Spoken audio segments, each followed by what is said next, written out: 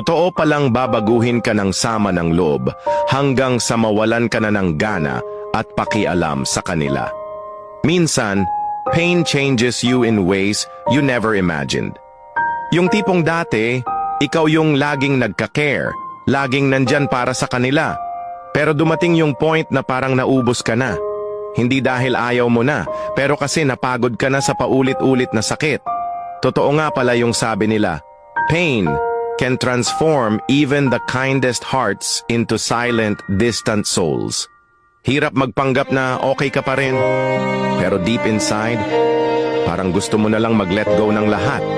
Hindi mo naramdam ang dating excitement na ibigay ang buong sarili para sa iba.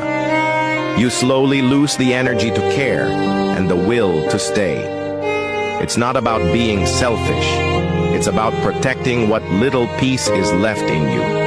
Kung minsan, ang paglayo ay hindi dahil galit ka. It's simply because you're choosing yourself for once. Sa dulo, you realize that walking away doesn't mean you love them any less. Mahal mo pa rin sila, pero mas mahal mo na ngayon ang sarili mo. Ang sakit ay hindi para manatili sa puso.